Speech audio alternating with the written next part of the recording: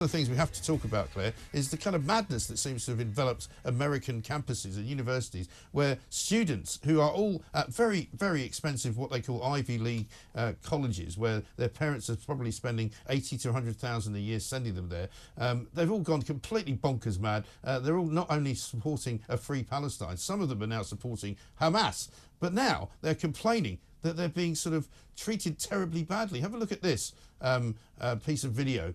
And this is from Columbia, I think, in New York. Well, I guess it's ultimately a question of what kind of community and obligation Columbia feels it has to its students. Do you want students to die of dehydration and starvation or get severely ill, even if they disagree with you? If the answer is no, then you should allow basic, I mean, it's crazy to say because we're on an Ivy League campus, but this is like basic humanitarian aid we're asking for. Like, could people please have a glass of water? They're asking for basic humanitarian aid. Columbia University on the Upper West Side of Manhattan, it was within easy reach of quite a lot of probably really nice restaurants. They're demanding that they get Uber Eats deliveries because otherwise they might starve to death, making out that they're like sort of under some kind of Gaza-like constraint. It's unbelievable, isn't it? Well, I think that one of the things that's most, I mean, is I laughed so much. I mean, I couldn't get over it, right?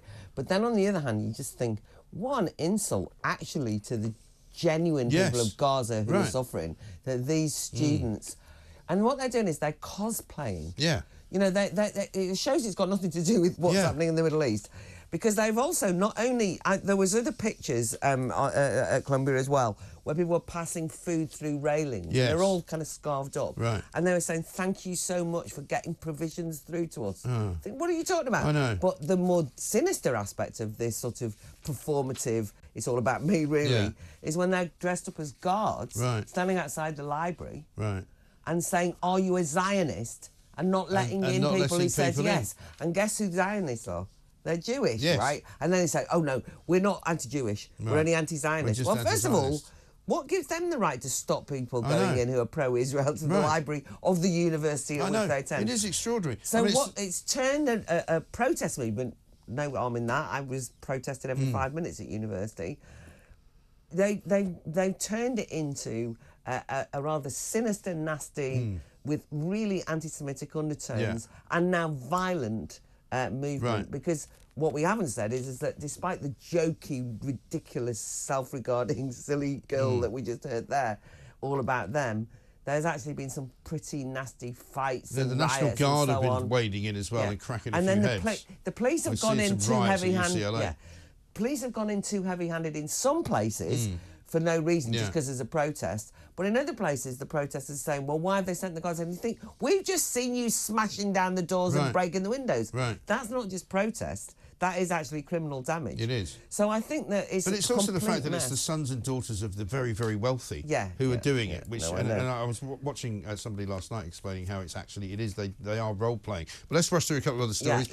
One in the Sun today, a cop has been charged with terror offences for allegedly sending pro-Hamas WhatsApp messages. I mean, this is unbelievable. PC Mohammed Adil was arrested.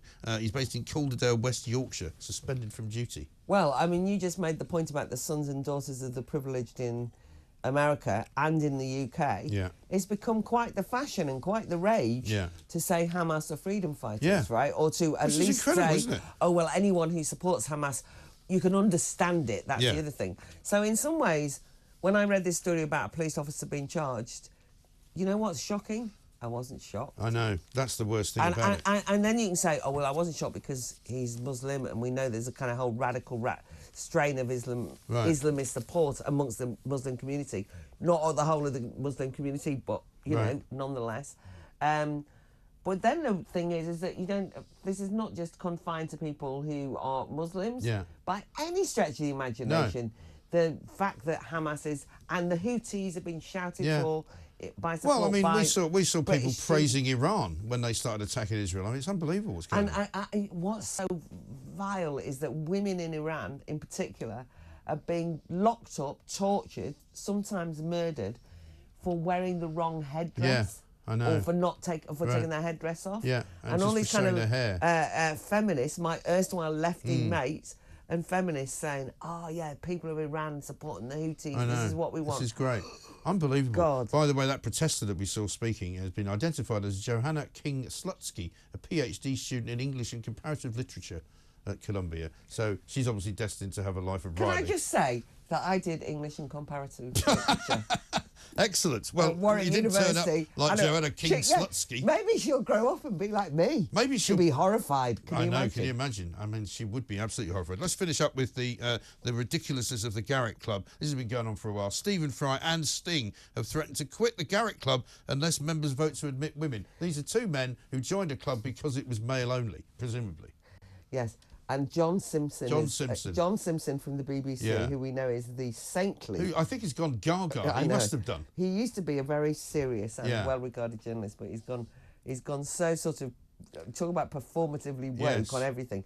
But yeah, you're absolutely right. What is bizarre is they're up in arms that a men's... club, which they joined voluntarily. Club is a men-only club. Yeah. And I think, well, I would never, if I was a bloke, I wouldn't want to be in that club with you lot. No. But they have managed to be in it for decades. Right. And now that it's become a bit unfashionable and so on. But it's only because the membership list was published in The Guardian. That's the only reason. Let me just also point out, rather than just having to go at the men, I'm irritated with the women. Yeah. There's all these women saying the most important thing for women is that they're forced the Garrick Club to let them inside. I know. And I do believe in free association, by the way. If men want to meet in a men's club on their own, right. I think it's boring, but let them get on with it. It is boring. But just boring. if I'm going to say I want women to be able to have women's only spaces, right? With no men in them. Exactly. It's perfectly legitimate. It's called freedom of association. Right. We've been doing it for a million years. It's a civil right. And the Garrick Club is a stuffy old club, and you lot wanted to be in it, which means that you're probably stuffy. Also, the idea that I'm going to resign if you don't let women in. Well, why don't you just resign now? Be done with it. And why do women want to be in a stuffy club? That's the other thing. I can't. The whole thing is. Maybe ridiculous. we should start a club for people with left-handed tendencies or something like that. No, we should. We are already in a club, the Club of Common Sense. We are. That's very true. And you can get in it, and it doesn't matter who you are, as long as you've got common sense. We don't even have to have any funny handshakes. No, we don't. But we do have a wry twinkle in the eye and understand each other. And we do have to have quite a lot of laughs, because we do. And it pretty much rules out almost every politician and most of the people in the House of Lords, apart from you, and a few other people.